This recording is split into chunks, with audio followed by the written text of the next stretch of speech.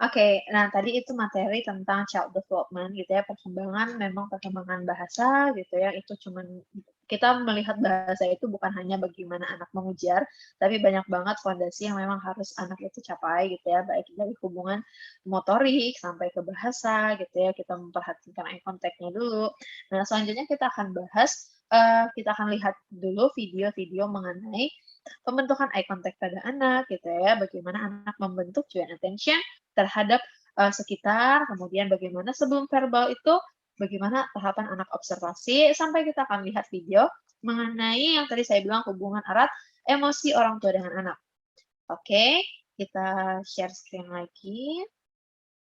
Mhm,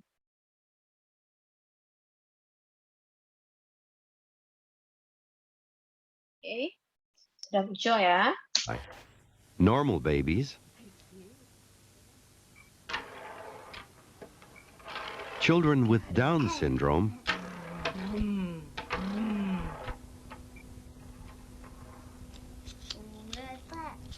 and children with autism. Very nice.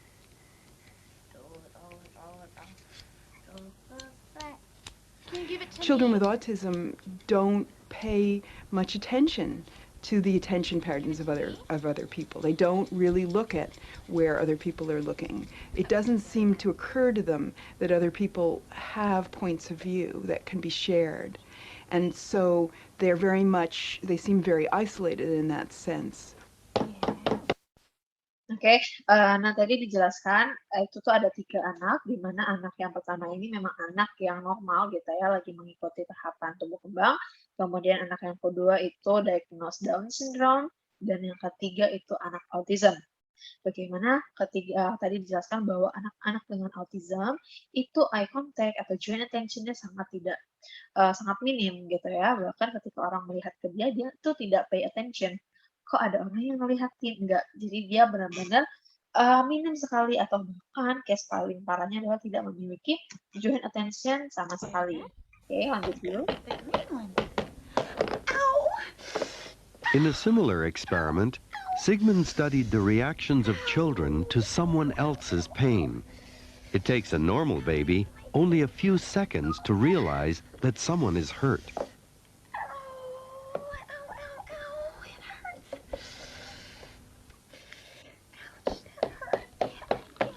Children with Down syndrome respond readily to the emotions of others.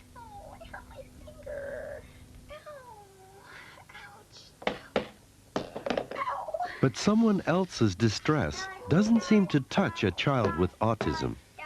It's as though emotions are a foreign language he can't interpret.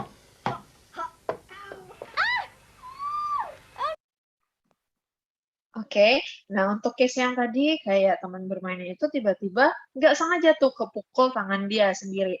Akhirnya dia mengeluarkan reaktivitas emosi yang nangis gitu ya, kesakitan, so much pain di tangannya si orang dewasa tadi. Nah untuk case yang baby yang normal gitu ya, yang memang pada tahapan perkembangan, dia hanya butuh beberapa detik saja buat realize, buat sadar nih kalau teman bermainnya itu lagi kesakitan, kayak gitu ya, dia pay attention ke sana, melihat, benda yang pemukulnya, melihat ke arah orang dewasa tersebut merasa tersakiti gitu ya. Begitu juga dengan anak Down syndrome, nggak butuh waktu lama dia sudah merasakan bahwa, ada emosi kesakitan gitu ya terhadap orang yang lagi main sama aku. Beda halnya anak-anak dengan autism nih ya, anak-anak dengan autism bahkan gitu ya, ketika orang teman bermainnya lagi kesakitan banget, dia nggak pay attention ke sana, dia nggak merasakan emosionalnya gitu ya, tapi dia lagi sibuk dengan langsung ambil mainannya, bermain, streaming, buang, kayak gitu. Jadi tidak ada, attention sama sekali di anak-anak autism. Kita lanjut lagi.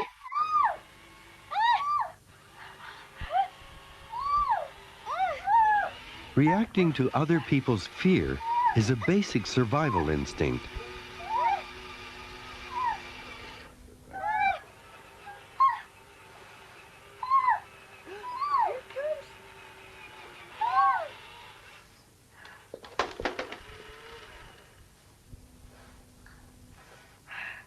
Makan.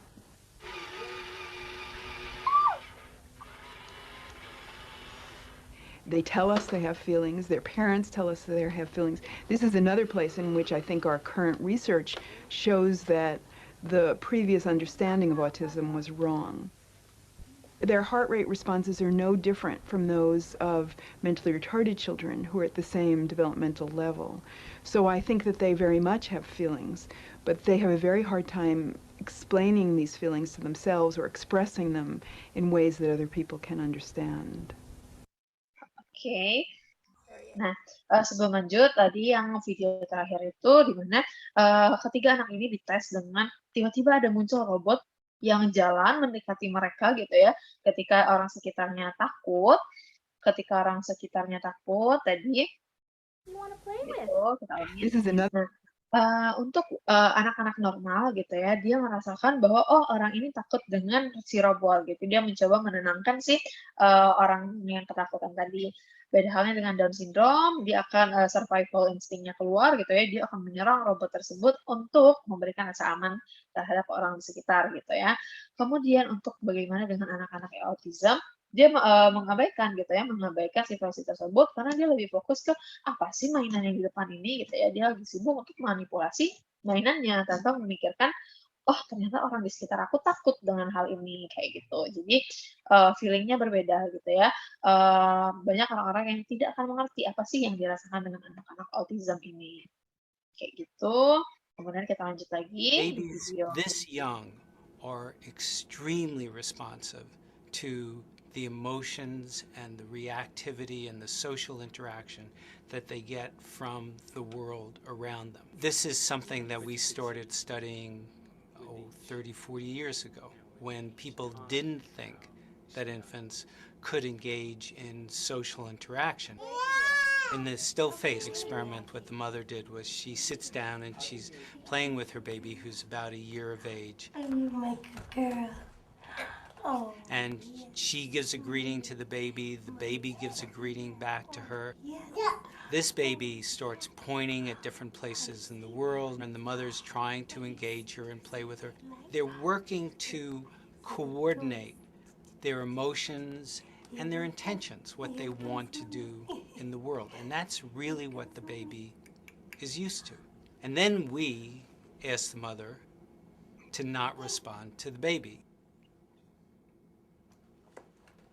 The baby very quickly picks up on this, and then she uses all of her abilities to try and get the mother back. She smiles at the mother. She points because she's used to the mother looking where she points. The baby puts both hands up in front of her and says, "What's happening here?" She makes that screechy sound at the mother, like, come on, why aren't we doing this? Even in this 2 minutes, when they don't get the normal reaction, they react with negative emotions, they turn away, they feel the stress of it, they actually may lose control of their posture because of the stress that they're experiencing. Oke, nah ini tadi saya sempat bilang gitu ya, di mana ambivalent attachment, di mana ketika kita lagi cepat banget gitu ya pergantian emosi, anak itu akan tahu. Ini mirip gitu ya sama halnya tadi si mamanya ini gitu ya, si ibunya ini memberikan joint attention, memberikan kontak mata. Jadi ya materi kita di kontak mata dan talking, ibunya ketawa, anaknya ketawa, kemudian ketika anaknya menunjuk, ibunya langsung menoleh gitu ya. Jadi ada talking, ada interaksi, sampai akhirnya pengetesannya ini adalah ibunya disuruh still face atau benar-benar wajahnya datar kayak gitu. Benar-benar wajah datar, tidak merespon sama sekali terhadap apa sih yang dilakukan sama anak. Kayak gitu. Dari yang kita lihat barusan gitu video ini, ketika dia anaknya yang ngobrol duluan gitu ya, berbicara duluan, kemudian mama nggak ada respon. Aku mengujar lagi, mama tetap nggak ada respon nih sekarang. Sampai akhirnya aku nunjuk ke arah yang tadi, kok sekarang mama nggak noleh, kayak gitu ya. Sampai akhirnya, apa sih yang salah sama mama? Kok mama sekarang berbeda gitu ya. Aku heboh, mama nggak ada respon. Aku ngapa-ngapain, mama nggak respon. Nggak sampai 2 menit gitu ya, 2 menit pun anak sudah menunjukkan reaktivitas stres. apa yang terjadi dengan mama kayak gitu ya, nangis seperti itu. Jadi reaksi mama itu sangat anak itu sangat memahami dari reaksi gitu yang ada. Bagaimana mama turn talking di awal, di fase-fase awal mereka yang preverbal sebelum verbal. Oke, jadi kalau dari video ini bagaimana sih? Mungkin sudah bisa nih mikir, kayaknya saya pernah still face nggak ya sama anak? Kayaknya saya kalau fokus di kerjaan still face nggak ya ketika anak mulai interaksi? Oke, nah ini kelihatan gitu anak itu bisa membaca si emosional dari raut muka mama gitu ya, tanpa mama harus bilang, "Mama lagi sibuk, mama lagi senang." Enggak, tapi dari pay attention gitu ya, dari ketika dia lihat ekspresi mama kok berubah, berarti mama lagi nggak baik-baik aja. Itu yang kita sebut hubungan emosi itu erat sekali orang tua dengan anak, oke? Jadi mulai sekarang, kalau parents yang masih suka tuh still face gitu ya ketika anak-anak mulai ngajak interaksi, kita bisa kurangin gitu ya. Kita bisa interaksi secara natural untuk mengembangkan, si emosionalnya anak, mengembangkan attachment orang tua dengan anak tadi, gitu. Kalau kita relate di video ini, anak itu sebenarnya stres ketika mama itu still face gitu, "Oh mamanya lagi ada yang salah nih, kayaknya mama lagi nggak menyenangkan kayak kita bermain sebelumnya." Gitu, dia akan merasakan feel itu. Oke, ada satu video lagi, kita tonton dulu.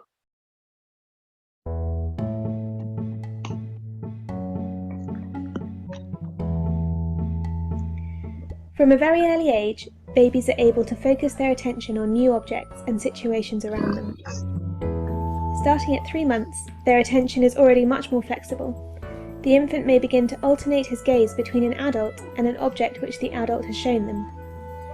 Thus, they begin to share experience with the adult based around an object. By 9 months, infants clearly understand that adults direct their gaze for a purpose, and therefore by following gaze, they can share experiences with the adult. Adults use various strategies to capture the infant's attention.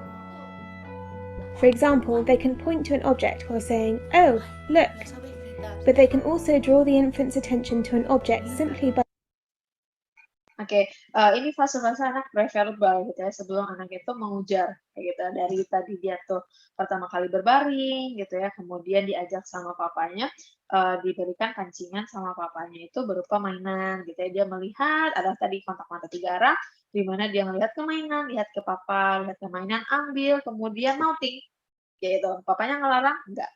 Itu memang di fasenya dia gitu ya, fase oral untuk apapun dimasukin ke mulut. Kayak gitu ya, bagus gitu.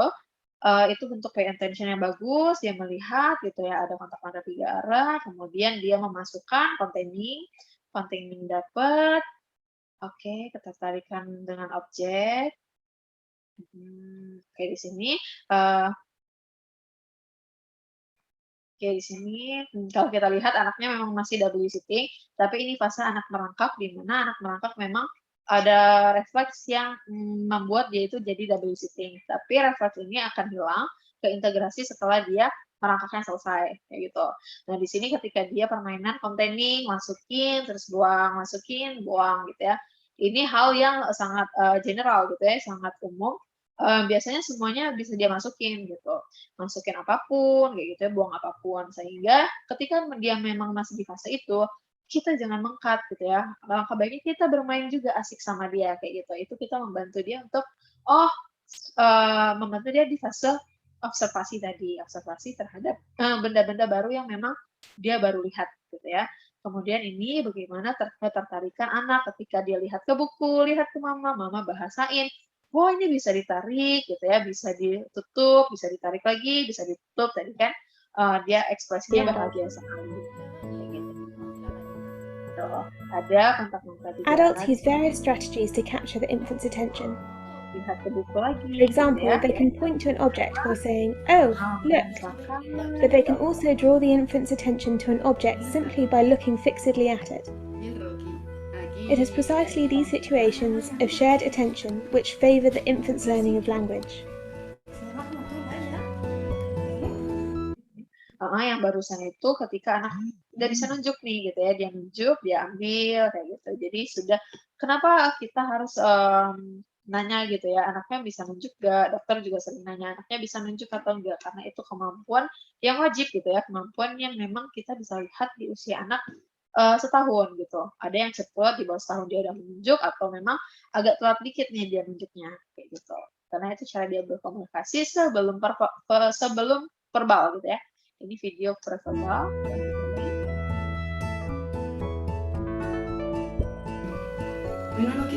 It is important for adults to foster communicative situations in which adult and infant have a shared interest in a particular object or event. It is important for the adult to direct their attention at an object and then fix their gaze on it so that the infant can explore the object visually while listening to the adult's words. Oke, nah, tunggu. Nah, ini adalah bagaimana sih anak itu komunikasi sebelum mereka itu verbal, kayak gitu ya. Nah, tadi itu beberapa video yang kita sudah lihat bagaimana anak menciptakan kotak mata, gitu, kotak mata 3 arah, penting, gitu. Tadi kalau Mem ingat gitu ya, video ketika mamanya membahasakan terjadi kontak mata 3 arah, kayak gitu ya. Dia observasi, oh ini bisa dinaikin, bisa diturunin, kemudian kemampuan menunjuk, kayak gitu. Nah, itu adalah secara naturalisasi bagaimana anak itu mengembangkan bahasa, bagaimana cara anak itu berkomunikasi. Jadi bukannya ketika kita harus paksa, coba sebutin nih gajah apa, nih gajah enggak, gitu ya. Alangkah baiknya kita mengajarkan anak tuh yang real, bukan yang 2D gitu ya. Karena kita akan mengaktifasi dulu sensor-sensornya terlebih dahulu gitu ya, dari sensor masukkan ke otak gitu, baru nanti otak menerima input bahasa sudah cukup di otak, baru dia akan mengejarkan mengikuti sense of self-nya atau penemuan dirinya sebagai individu sejati. Kayak gitu. Jadi untuk child development 2, kita lebih fokus ke bahasa memang. Tapi sangkut paut semua ya, Mem ya. Kalau kita butuh eye contact, motorik kasar kita harus benar dulu. Karena kalau nunduk, kita nggak bisa jadi eye contact. Kayak gitu. Sedangkan eye contact itu ya, triangular eye contact itu benar-benar gerbang awal masuknya si bahasa tadi. Oke? Jadi antara motorik, itu sensorik, itu sampai ke bahasa sangat keterkaitan erat.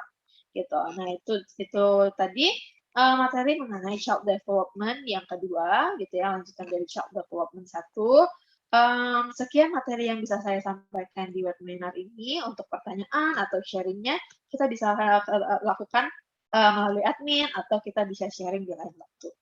Oke, demikian materi yang saya sampaikan. Terima kasih atas waktunya. Setelah ini ditutup, Mem boleh mulai untuk notice nih anaknya sedang di tahapan perkembangan bahasanya gimana gitu ya. Triangular eye contact-nya bagaimana, dan Mem sudah harus mulai mengubah nih atau membiarkan si kecil mengobservasi. Oke, demikian kalau begitu saya akhiri. Terima kasih atas waktunya.